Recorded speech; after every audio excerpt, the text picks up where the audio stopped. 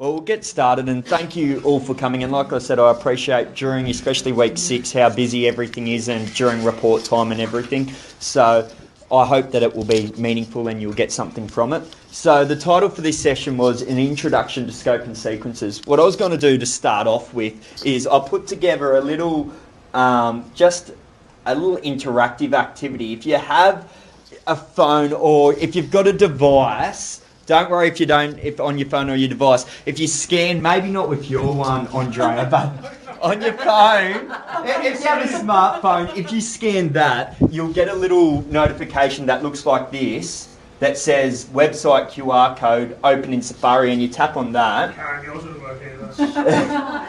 Or if you're on a laptop and if it doesn't even work on the phone, yeah, so just in your camera roll, depending on what type of phone you have, Nothing's happening here.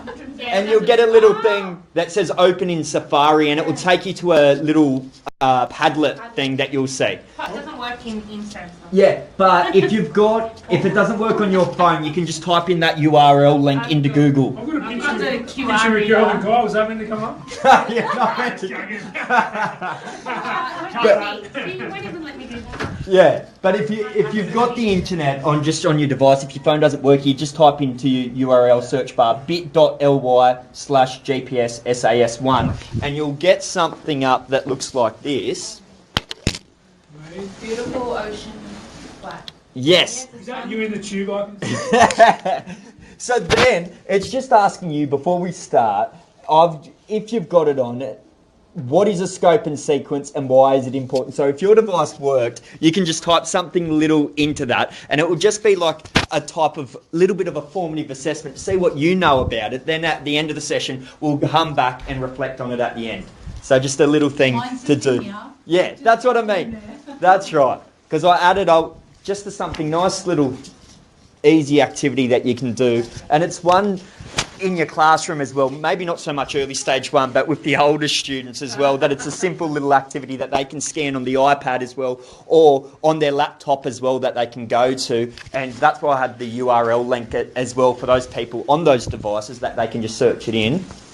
There's something there. What's the actual website for? So it's just called Padlet. You can create a free account. It's free, and it's like an online collaboration board. And I use it as a tool with my students, a formative assessment, getting their prior knowledge about something. So before I start a lesson, you could get that up. After your lesson goes, you then reflect on your learning about what you've now learned about that. So just a simple tool. Yeah, exactly right. And there's another one too that you can ask questions and their answers start showing. If they've got a smartphone, their answers start showing up. Oh yeah, on Ash the uses board. that for maths. Yeah. And they just hold up something and it just... Plickers. Yeah, plickers. Or not plickers? You just do it all on your phone and it's... I'll find the website and I'll give it to you. Yeah, no, that's cool. Lots of, little nifty I tools. used to email 3 last year. Perfect. So then what we've got, that was just a little bit of a pre-assessment on there and we'll reflect on there at the end. So taken from Nessa, opposed to me reading that out, this is taken from their website of saying what a scope and sequence is, and we'll discuss that. I'll just give you a minute to read it. Do you mind? I'll read it then. Yeah. So a scope and sequence is an important step in the design of effective teaching and learning programs for a course. It summarises what is to be taught and the sequence in which it will be taught. A scope and sequence shows the order of the units within a year or stage and the syllabus outcomes that each unit addresses.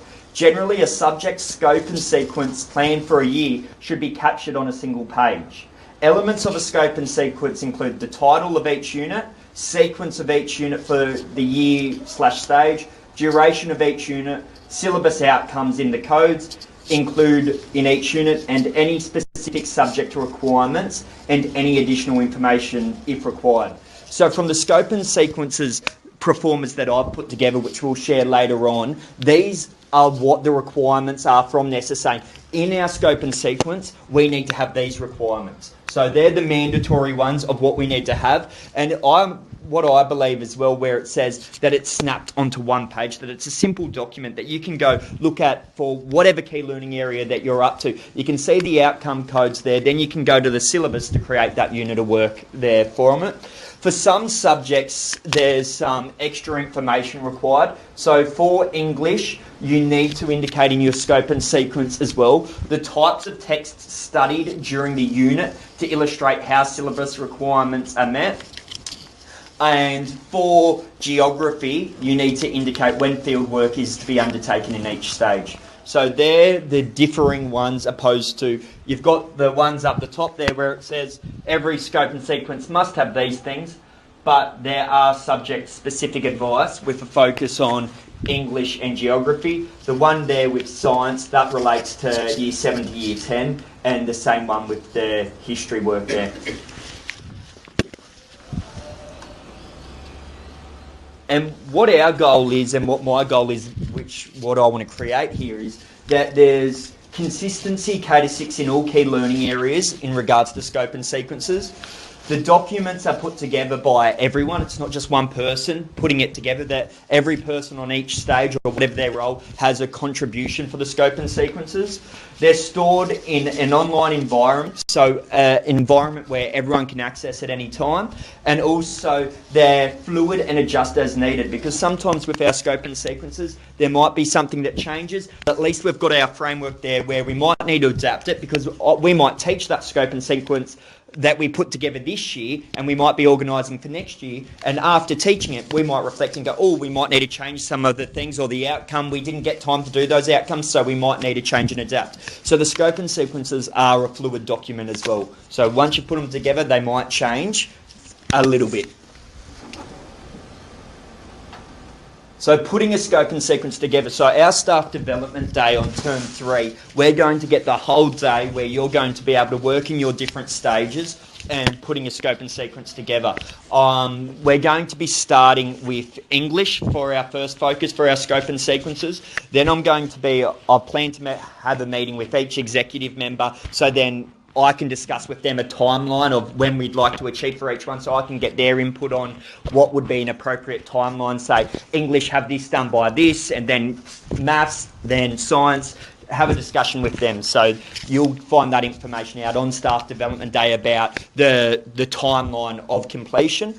But what's going to happen, and I've put just a simple flow chart together on the day, and this is can be used for any type of scope and sequence when you're putting it together. The first thing that you need to do is you need to identify the key learning area you're going to create a scope and sequence for. So say for that staff development day, that will be your English scope and sequence. The next step is you work with your team and you discuss and you map out what are you currently doing in that area. So you're kind of backwards mapping to work out what your current practice is. And then if you've got one for that key learning area, you may like to refer to your current scope and sequence and see and map it all out and do some comparisons. Then you could need to cross-check with the relevant syllabus and policy documents. So say for especially PDH, when it comes to putting the scope and sequence together there, you're going to need to make sure that you're meeting the certain amount of minutes that you need to be doing physical education for. So there's a few specific ones, subject specifics, that you need to make sure that you're meeting. And then after you've identified your key learning area, you collaboratively backwards mapped and looked at your old scope and sequence, then you've got the new pro forma there. You're then just going to be entering that information of what you need to do into the new scope and sequence.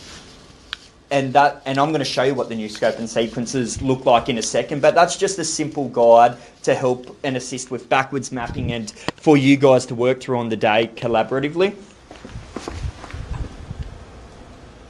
So for each box, I've put together, don't worry about that, that's just a lot of text on the page, but for each column on the scope and sequence, I've provided an overview of what needs to be inserted into each column. So where it says term on the scope and sequence, I've written, you indicate the term the unit of work takes place, just so we can create consistency from kindergarten to stage 3, that everyone has the same message about how to complete it. So when it comes to, I guess, sharing or anything like that, that our scope and sequence, it doesn't matter on whatever stage you're on, it's been consistently filled out of the requirements. So that's why I've put there for each column, and the ones in bold are the titles on the scope and sequence, and that just has information there about what needs to go into that box. The next one down. The next one down was just any stage specific. So I mentioned here that there's a few policies you might need to refer to. So that just goes into information that is relevant for each key learning area specific for scope and sequences. So now I just wanted to show you and take you through so you've got an understanding of what it's going to look like on the day. If I come over to here. So for each scope and sequence, and I apologise about the blurriness of the board, I'll try and zoom in. So for each scope and sequence, if I come over to here as well, for each stage, they've all got the same template. So every stage is working from the same template. The only different information they're putting in is relevant to their stage. So for the one that English, and English is a very interesting one because of how unique different stages teach English, but it's a flexible and fluid document. So it's broken down into the objectives for each. So we can see here we've got term 1 over here, and we've got the objectives broken down up the top there. So we've got the requirements of inserting here our reading viewing outcomes, providing an overview, the text. So say I've created what a good one looks like for each document, because looking at that you might be feeling overwhelmed going, what do I need to put in here? So for each key learning area, I've created what a good one looks like so you know what you're aiming to achieve. So if I come over here, because we do reading and viewing so differently, so this is an example for a stage 1 on an even year, because we've got our even years and then odd years.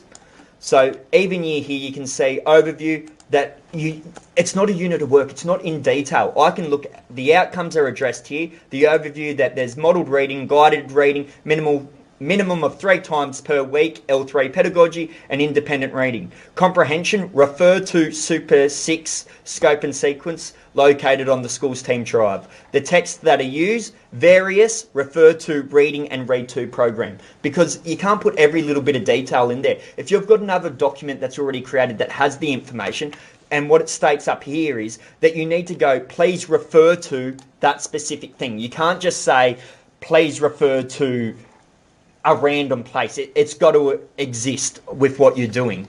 So that's that's what I've written with the information up in here. If some content strands will have a more in-depth scope and sequence to support its implementation.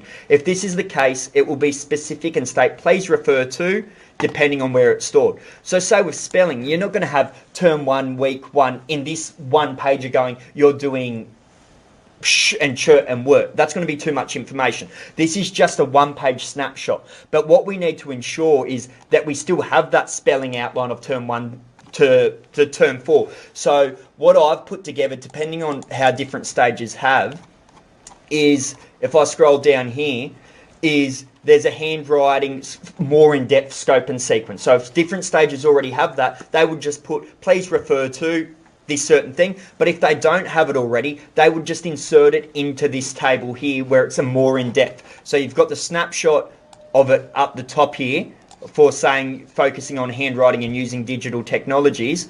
You've got the more in-depth one here. So you're going to give us all the performers? Yeah, so this will be, yeah. So everyone will have these performers, and say, Bryce, we're ready for stage 1. If you already had a handwriting one, you wouldn't have to insert it. You would go, please refer to wherever the program, but if you didn't have a handwriting scope and sequence, say, that's where you would fill it into this one.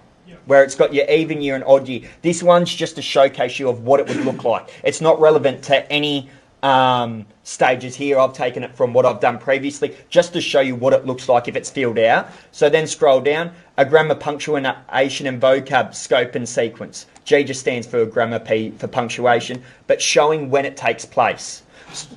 So then you... James, for someone like me that's Yeah. in school, I'm trying to find out what everyone's doing, what everyone's learning about. This document is so important for someone like me who's in every class. I want to, instead of annoying the teachers, go, Yeah. what are you doing this week? That, to me, that will change my you'll be able to, and that's right, if you know where it's located. To doing in there, you know, like That's what I mean. If you know spelling's coming up and you need to do some work with your students, you could just go into that document and say, term 2, week 2, this is the focus on for their groups. Thanks, Jenny. Come on in. So,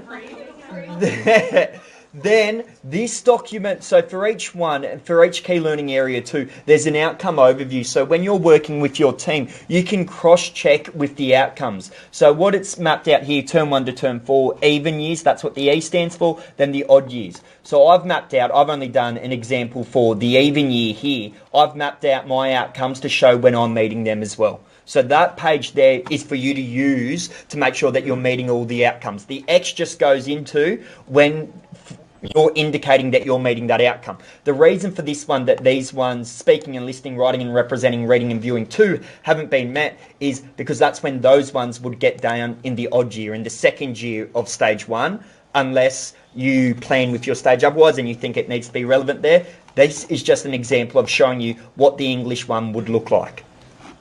And like I said, if you had a more formal, like I said, writing and representing scope and sequence, you would go, please refer to where it's located. But again, if it's not created, the templates are at the bottom. Those, so for every stage, you're going to have those outcomes. Yep. In that document for the teachers to need to go. Yeah. So say, for example, Bryce, if I come over to here just to give you more in depth. So say for every stage, they will have, so say early stage 1, for example. This is their template. I've got a few things open, so it might be slow. Early stage 1, and they just have the one, even and odd year, because they're only 1 year. So this is their document here, that it would all be there as an overview. This is their outcome overview that is relevant to their outcomes on early stage 1. So they would indicate when they're meeting those outcomes and which term. And then they've got here, handwriting and using digital technologies. They would be just having the 1 year. They'd ignore half of that template. Same with spelling, they'd ignore half of it. Grammar and punctuation there.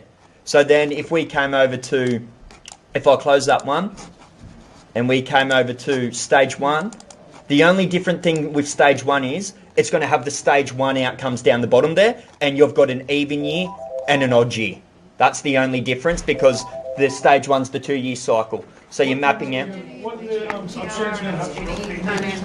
So for English, we've got reading and viewing. So that's when you're indicating the type of reading and comprehension that you're going to be doing. Yeah. Then you got your speaking and listening, writing and representing, handwriting, spelling, grammar, punctuation and vocab. There's 2 others. Phonics and stuff like that. So phonics would be coming under your reading and viewing in there, or, sorry, not reading and viewing, over in your spelling over there. That's where your spelling and your phonics would be coming in.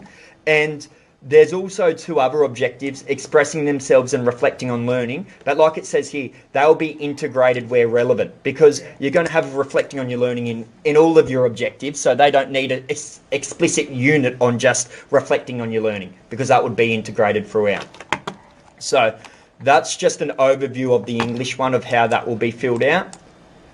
Then if we come over to, any other questions about the Plan B, once we do that, will we at the same time work out a report grades to go with each... The assessment schedule. The ticker boxes on the reports? Yeah. Will then align them 2 together at the same time so it's done? It would be a journey towards getting it, because like I said, it would be about working together as a team, and it might take a little bit of time to get it together, but that would be the perfect thing, because when that's complete, you'll be able to map out for the odd year and even year what content's going to be getting taught in that time. Yeah. So say now if I come over and show you for maths,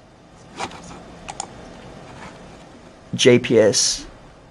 So here's your mathematics outline. And like I said, for each stage, they look exactly the same. So with the maths one, how it's set out is in weekly focuses. So for each sub-strand, there's a weekly focus. And in this, if I come over to show you what a good one looks like, again, this is just an example to show you what it looks like. And this is an example of a stage 1. You could come to here and I can go, term 1, week 4, I'm doing multiplication and division, and that's the outcome I'm doing. The content isn't mapped out here. So in the scope and sequence, it's a 1-page document. If I was to insert each content you would be doing, and say, especially on stage 3, the Karen might be covering this outcome here, but the content she's going to be teaching in her class is going to look totally different to another stage 3 class of the content that you might be covering. So this is just mapping out the outcome, so we're consistently teaching that same outcome, but your stage might say, and your stage supervisor might say, we're going to do this content this week. So it'll be up to your supervisor to say how content will be delivered. This is outlining which outcome and which substrand will be delivered and when. And it'll be about working with your team to fill it out. This is just an example to show you what it looks like. And with each one here, it's colour-coded by substrand to say blue is number and algebra, green is measurement geometry, orange is statistics and probability. The same thing again. So that's just showing you odd year as well. And then you've got your outcome overview where you've mapped out your outcomes to make sure that each outcome is met over the 2-year cycle. And there's a lot more outcomes in mathematics. And with maths, we'd hope that the supervisors would tell us what, because that's our stage 3 thing. You get to the assessments and you think, oh, well, some of us have done area of circles and some of us have done something else. That's why it's so important, isn't it? So that will be the important time with, because each stage operates differently, that they'll be responsible for deciding how the content is delivered and where it's mapped out within the units and the weekly, teaching and learning cycle. Because I always make sure that I'm still doing what the stage is doing, and then I extend from that. So. That's exactly right, that we have the basis. And like I said, if we put together the content in there, this will make it into a 7-page, type of document mapping it out. This is just a simple snapshot of going, this is the outcome, this is the substrand, this is the time that it's done. Then the stage might create a further document to say, this is the content that will go along with it. Is the idea that stages will be doing the same substrands at the same time? Well, I had a discussion with the curriculum organisation, like the curriculum organisation person for mathematics, and I said, would it be good if early stage 1 to stage 3 they were consistently doing the same substrand? Has it had any impact? Have any other schools done it? Tell me about it. And the person who wrote back kind of was implying that there's kind of sometimes problems, say if there's resources that you want to share, if say early stage 1 to stage 3 are all doing measurement and geometry at that same time. Sometimes obviously the resources you use are different across the stages, but sometimes they connect. But there wasn't any research to show that each school each stage doing the same substrand at the same time has any impact. But that could be a discussion, like I said, when I meet with the stage supervisor, if they think that it would be beneficial. Like I said, how I believe that number and algebra always comes first, because that's the basics with building an understanding that you can connect in measurement geometry and statistics and probability. So there's no expectation if stages want to say we're all going to do length 1 in week 6 term 1. And stage 3 might do addition and subtraction less than early stage 1 or something, because hopefully you've moved on to algebra. And that's exactly right. Everything. And you might say, this is, like I said, this isn't the Bible, this is just showing you what a good one might look like. You might say, we with fractions and decimals 1 in stage 1 even year, we might need that 3 weeks opposed to, say, stage 3 who might need it only 1 week because of their understanding. And that's what I mean by their fluid documents, that you might update and go, we allocated 3 weeks to make this one outcome, but we didn't need that, and we noticed that we needed longer to cover off Maths 1, we only got 2 weeks, so we might need to add a week. Then you would update your scope and sequence documents. So that's what I mean, that they're fluid. You're adjusting them about how your students are performing. Any questions about the Maths 1? No. So then if I come over to science and technology, again, this is the template that everyone will be working for. It's only English and maths which are more, I guess, informed and different. The rest of the KLAs are very basic and easy, more simplified to follow. You've got your term over here, the unit duration, the outcomes it covers, the key inquiry questions in each new syllabus now. They've got to go with each unit, they've got key inquiry questions to support with it. And then in the new science and technology syllabus, they've got skills embedded throughout, kind of like maths, how you have your working mathematically, which is embedded throughout K-6. In science now, you've got the science skills, which are embedded K-6, and that's called working scientifically. They've got, let me see, I can't quote it off the top of my head. For working scientifically, they've got, let's scroll down.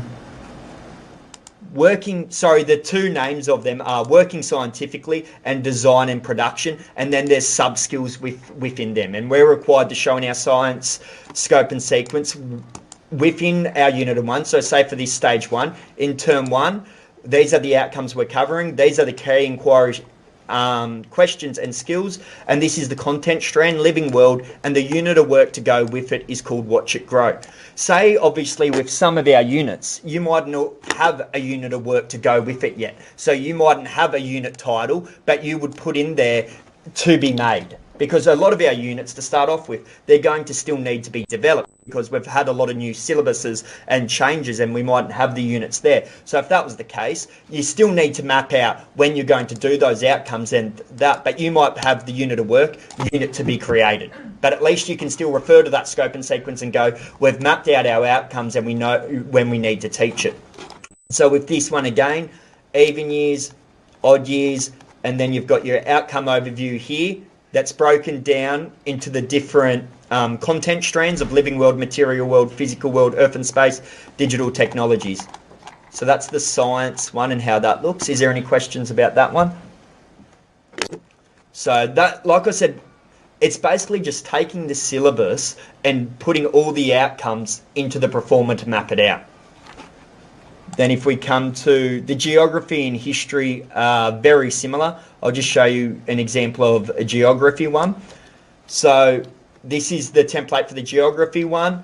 With them, so if I scroll down just to the outcome overview, because there's a lot less outcomes that we need to teach in geography and history, you can see here that this is grayed out because that's showing you here that in stage 3, in term 1 and 2, it's going to go for a semester, this unit of work, and it's on factors that shape places, and that's why that one's grayed out, because there's only 2 units for geography and history, basically a unit a year that you need to do for each. So basically what you do is you might say semester 1 is geography, semester 2 is history, then in the odd year the same thing. Semester 1 is geography, semester 2 is history, because you've got more time to cover that off.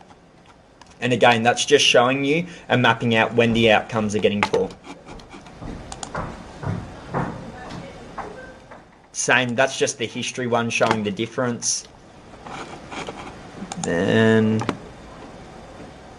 PDH, like I said, because PDH, the new syllabus is mandatory in 2019, we're using the new syllabus when it comes time to put the PDH one together. Because if we put the PDH one together and we use this, I guess, the syllabus that is still in for 2018, it would be outdated, our scope and sequence, because the new syllabus is starting in 2019. So the reason why this one is broken up for each term into 2 sections, the top one for each one is for theory, and then the bottom one underneath is where you're putting in your sport. So top one would be theory, and I'll show you what it looks like again. So this is an example of an early stage 1. You've got up here your theory, and there's 3 content strands in the new PDH syllabus as well. There's health, wellbeing and relationships, movement, skill and performance, and the other one is healthy, safe and active lifestyles. So again, you can see that's the sport for the term. To get the hours though, James, don't you have to do 3? So for that, with what we'll need to do is, we're mandated for our physical education and what we need to do. Don't quote me off the top of my head, Karen, you might be able to, I know you did the PDH, how many, is it 240 minutes or? Yeah, I think, per week, it's not that much per week. 150 minutes per week of physical education that we need to do? Hours, I think. The way that we tried to do rough out the scope and sequence last year is sort of the interim scope and sequence was that 30 minutes was taken up with health. Yeah. And then you've got the class sport, or the class PE, and then stage sport. Yeah. So that's why at the moment we've broken up the scope sequence into 3. Yeah. So everyone's doing the same stage sport. So you had... There's class fundamental movement skills. And fundamental movement skills are K to 6. But they obviously change on... So you had your theory, your class sport, and then your fitness underneath to have the 3 columns for each term? Fitness wasn't even included in fitness. Was just at a class level? Yeah, it was a class, so class PE. Yep. For 40 minutes. Yep. Because I've got, say, does for most classes, and that's fundamental skills. basis. Yep. And then you've got your sport, where again that's more game basis, but focus on the fundamental movement skills. And then it was the theory side of things. There we are. 2.5 hours. Should be on. This would mean schools provide 45 to 75 minutes of PDH per week and 45 to 75 minutes of PE per week. The 150 minutes of planned physical activity can include PE and sport, but not PDH. So you've got to be doing within your physical education and sport the 150 minutes of, which is very hard to achieve, and I guess we need to show evidence in our planning that we're equating for that. So did you say, just so I have an understanding, Bryce, and I might update that performer. Yeah, 150 is a lot. Yeah. To get that, you've got to do. Yeah. So, say stage sport, 1 hour, so Yep. 60 minutes. Then you need PE, so it's technically 45 minutes, but going off this, you need another 60 minutes for a PE lesson. But that's where you have your flexible. You might say in English that you're integrating that extra minutes throughout your other teaching and learning. Say if you're doing maths, when you're doing your maths warm up, skip counting by twos, you're jumping up and down. You know what I mean? That you've got. Yeah. We might play hopscotch. You do. That does. So that does. Sight word games where they're jumping Yeah. and, But again, then you've got to justify and say that you do that every day. But you need to show evidence of that in your programming, and that's where you'd have to refer You've back got to. do it. Yeah. So then what happens is that gets put by the wayside and that doesn't get done. Yeah. And then you're short 40 minutes. So the way you have to do 10 minutes of fitness 3 times a week, or 2 15-minute sessions a week. That's Yeah. 30 minutes in the morning or whenever you want to do it. A 60-minute stage sport. Yep. And then to get that hours there, you need another 60-minute PE, fundamental movement skills. But for the younger kids, 60 minutes is a long time. So Oh, exactly right. 40 minutes, Yeah.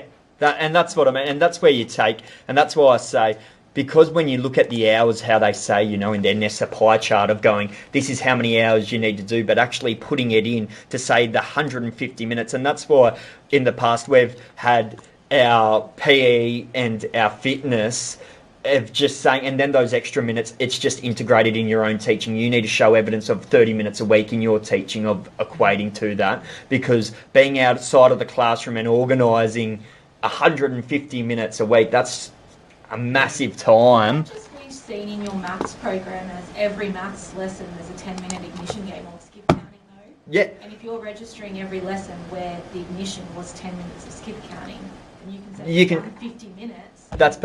That's exactly right. So if you had in your, depending on how you program for maths, if it's a weekly overview, fortnightly, termly, if you had in that out whatever the movement and skills new outcome code is and had that there, that would be evidence to show that.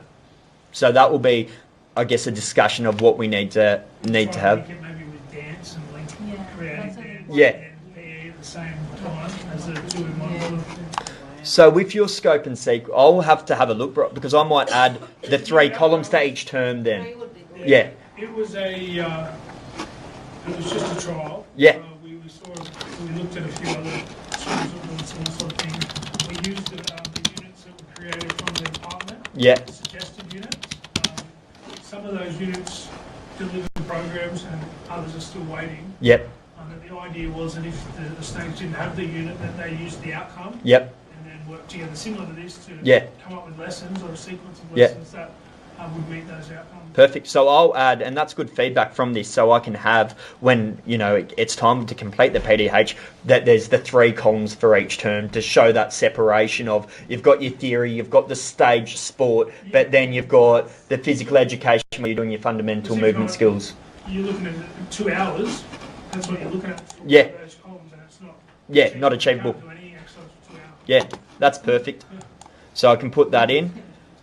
And then the last one was just creative arts. Creative arts is a nice, easy one. With the scope and sequence for creative arts, they've created a draft of a new syllabus, but there's no set timeline around the creative arts syllabus. So they've got a draft syllabus, which I can show you if I come over to here, creative arts.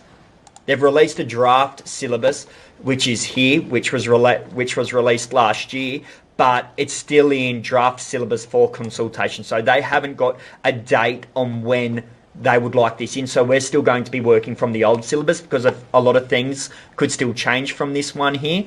So we're still working from the old syllabus. This one's nice and easy for what you might like to put in. Again, this one's just unit duration, the outcomes covered, the art form that you're doing, and then the types of forms which are evident there, and the unit of work to go with it. And there's an other resources. So when I read the requirements in the scope and sequences, it was talking about it having to have an other resources. What you put in the other resources box is if there's anything relevant different to your stage. So for example, for whatever reason, if your stage did creative arts groups for teaching Kappa, that's where you would put evidence in the other resources. You would put, during the teaching of this, stage 3 utilises creative arts groups. So that's what the other resources box is. It's where you're putting information in that is relevant to your stage that might be out of the ordinary for it. So that's, and again with the creative arts, scrolling through, you've got your outcome overview to map out the outcomes. So then say when all of these are done and completed, and when we've decided on how we're going to be storing our resources, we would then have an online space that, like I said, I'll just give you an idea of what my vision might look like, is, and this is just an example on Google. Come over here. And if I come over to Teams, say that we've got that Gosford Public School, that you could come into the curriculum folder, and this isn't saying that we'd be using Google, this is just an example that I put together for the purpose of this, that you could come into scope and sequences, and you could come into the masters that we have, select the key learning area that you're looking for your scope and sequence, and then you would be clicking on your one there of the scope and sequence that you needed. So that's, I guess, the envision of what I'm envisioning, that we can have that central spot. And again, you can see here how we've then got units of work assessment schedule. That's a journey. It's going to take a lot of time to get this stuff together. But the vision's there that we can just come to that one stop, that say I've been moved to stage 3 this year, I can go to scope and sequence, masters. For each key learning area, I can come and download it. Like I said, there's nothing in there because we don't have anything there yet. But if I come over to the curriculum section and not under scope and sequences, templates and English, that's what it would look like, that you would be able to see the early stage 1, stage 1, stage 2, stage 3, that the scope and sequence would be in there that you could download ready to go, and that there'd be in there that you could make any adjustments. And again, when moving forward, looking at then assessment schedules, you'd then come for your stage there, click there, there's your assessment schedule as well, mapping out. So that's just an overview of taking you through the work that you're going to be doing on Staff Development Day. There's going to be a timeline, like I said, that I'm going to put together with the executive, so then we're accountable to go, and so then we've got a vision of what we want to achieve by the end of the year. Are we going to have scope and sequences set up ready for all key learning areas? Is there going to be this? And I just want to have a timeline in place so we've got something to work towards, something that we know, and a goal that we're striving to. So the purpose of today was just so you know, coming on Staff Development Day, what we're going to be working on, to give you an idea so that you're starting to think, oh, at least you know what it looks like and you're a step ahead and ready to go, opposed to when it comes on Staff Development Day. And I've mapped out to show you, this is still in, if I come over here,